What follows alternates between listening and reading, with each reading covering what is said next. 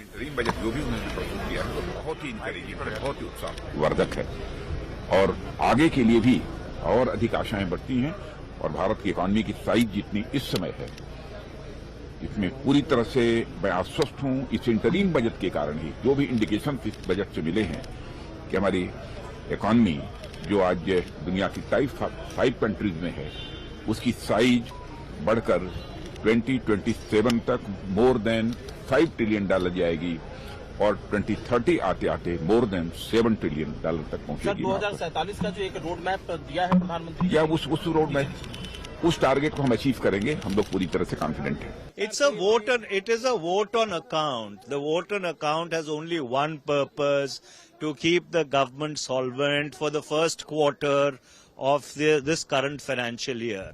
What is worrying is that there's a budget deficit of 18 lakh crores. And this means that the government is borrowing in order to fund its expenditure. And this number is only going to increase next year. Insofar as the rest is concerned, we'll give a very detailed reply during the discussion on the budget. Well, it was one of the shortest speeches on record in the budget, and not very much came out of it. As usual, a lot of rhetorical language, very little concrete on implementation. Some serious questions about areas of omission. No reference to the success or failure of the PLI scheme, which is taking so much money. She talked about foreign investment without acknowledging that investment has come down significantly. She talked, frankly, about a number of things that are couched in vague language like for confidence and hope and so on. But when it comes to hard figures, there were very few figures available. For example, she talked about foreign direct investment without acknowledging that it has come down as a percentage of GDP, not gone up. She talked about, she didn't talk about unemployment, which has gone up to record levels. She didn't talk about youth unemployment. She didn't talk about declining female labor participation when talking about Nari Shakti. So there were so many omissions. I must say that this is going to be a very, very disappointing speech in terms of being couched entirely in generalities and without enough substance, nor any willingness to address the specific problems of the economy. She could have taken credit for certain things and challenged certain things, but instead what she gave us was nothing but unvarnished PR kind of rhetoric. So GDP has been given the new definition, that is governance, development and performance under the leadership of Prime Minister. Yeah, the GDP I see is government disruption. I see not just not development, but rather, frankly, demographic betrayal of the young. And when I see P, I see poverty rising and particularly inequality at the bottom echelons of our society. So GDP has a very different meaning in what we are seeing in the country than what she is saying. Historically, मैं ये कहना चाहती एक शब्द में नहीं, a woman empowering the nation. Under the leadership of Prime Minister Narendra Modi, he always believed in that the country has to go forward with women leading the country. मुझे लगता है बहुत बड़ी उपलब्धि है, गरीब, किसान, युवा, महिला, हर किसी तबके को हम आगे बढ़ा रहे हैं विकसित भारत के लिए।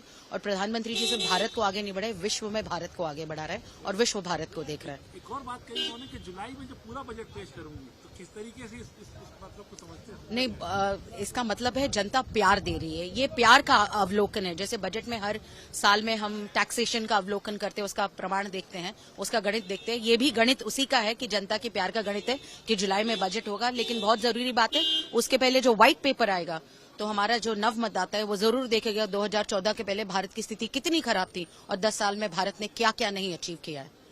दुनिया में भारत को तीसरी अर्थव्यवस्था बनाने का जो संकल्प प्रधानमंत्री जी ने किया है, उसी के अनुसार वित्त मंत्री जी का ये बजट हिंदुस्तान की आर्थिक क्षेत्र को मजबूत करने वाला है, एक्सपोर्ट को बढ़ाने वाला है, उद्योग व्यवसाय की तरक्की करने वाला है और रोजगार नए क्रिएट करने वाला है। मुझे विश्वास है कि इंफ्रास्ट्रक्चर को अब जब से ज्यादा प्रायोरिटी मिली है।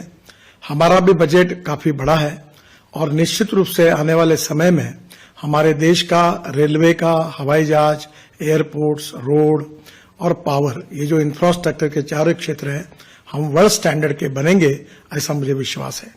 देश के विकास को गति देने वाला रोजगार को बढ़ाने वाला और गांव गरीब मजदूर किसान के कल्याण की सोच रखने वाला ये बजट आदरणीय प्रधानमंत्री नरेंद्र मोदी जी के नेतृत्व में वित्त मंत्री निर्मला सीतारमण जी ने दिया है। मैं दोनों को बहुत बहुत शुभकामनाएं और शुभेच्छाएं देता हूं। नमस्कार। सबका साथ, सबका विकास, सबका विश्वास और सबके लिए प्रयास। आने वाले दिनों में जब हम विकसित भारत की ओर बढ़ रहे हैं, ये बजट उसके लिए एक बहुत बड़ा स्टेपिंग स्टोन है। मेरे दृष्टि से उस बजट की अगर सबसे बड़ी अनाउंसमेंट अगर मैं मानूं, प्रधानमंत्री नरेंद्र मोदी जी ने जय अनुसंधान की बात कही थी। सिर्फ कहे नहीं, उसको क्रियान्वयन करने के लिए आज बजट में 1 लाख करोड़ रुपया की एक कॉर्पस फंड की अनाउंस किया गया। जो संस्था, जो निजी सेक्टर की संस्था, प्राइवेट सेक्टर या इंस्टीट्यूशनल बॉडी लोन लेना चाहेगा, 50 साल तक इंटरेस्ट फ्री लोन देने की व्यवस्था है। उसकी सीधा सीधा लाभ भारत की नई पीढ़ी को, विश्व की आवश्यकता को ध्यान में रखते हुए जो टेक्नोलॉजी की नई दुनिया आ रही है, उसको भारत की नौजवानों में पूरी ताकत है। राष्ट्रीय शिक्षा नीति क्रियान्वयन हो गया है। इनोवेशन एक जन आंदोलन के रूप ले रहा है और ये 1 लाख करोड़ रुपया की वित्तीय व्यवस्था एक बहुत बड़ी छलांग लगाने के लिए एक लेवल प्लेइंग फील्ड बना दिया गया है।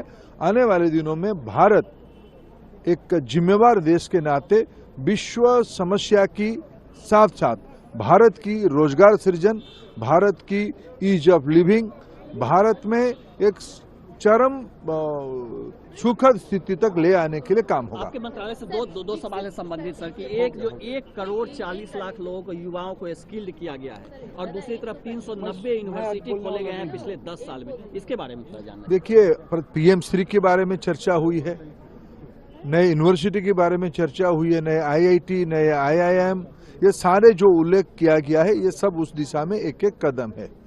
स्किल इंडिया के तहत 1 करोड़ 40 लाख नई पीढ़ी की लोगों को स्किल, अपस्किल, रीस्किलिंग करने की बात कही गई है। ये आने वाले दिनों में और गति पकड़ेगी। इस बजट, जिस प्रकार की कैपिटल स्पेंडिंग बढ़ी है इस बजट में, जिस प्रकार की देखिए 3 नया रेलवे कॉरिडोर की बात कही गई, इसकी सीधा सीधा अर्थ ज्यादा लोगों के लिए रोजगार सृजन होगा, ज्यादा स्किल मैन पावर लगेंगे, लोगों की जीवन मान में बढ़ोतरी होगा। ये सीधा सीधा कहता है ये बजट। मैं अगर एक लाइन पे उसको कहूं, वेलफेयर और वेल्थ क्रिएशन दोनों की संतुलन की ये प्रधानमंत्री नरेंद्र मोदी जी की जादुई करिश्मा है। Mere administrative exercise to ensure that the government of India has the requisite funds to carry on its normal business until the new parliament is constituted and a new government is formed, and that's what they have done. Except for making their obligatory self-congratulatory, self-praise phrases, there nothing else is there, and nothing should have been there, and rightly so, nothing is there. जिस तरीके से चल रहे हैं अमृत काल के अंदर, वो विकसित भारत के लिए चल रहे हैं, तो जो कुछ भी होगा वो विकसित भारत के लिए होगा। सर, बजट कितना इम्पोर्टेंट है सर, और लोगों को इससे कितना लाभ मिलेगा? देखिए, टैक्स में कोई बदलाव नहीं है तो लोगों को लाभ तो मिल ही रहा है। लोग बाग जो सोचते रहते हैं कि टैक्स के अंदर बदलाव आएगा, और हर चीज़ के बाद उसमें आप देखेंगे कि किस तरीके से अर्थव्यवस्था को और मजबूत किया जाए और टैक्स पेयर के लिए और क्या सुविधाएं की जाए, इसके बारे में बताई गई है।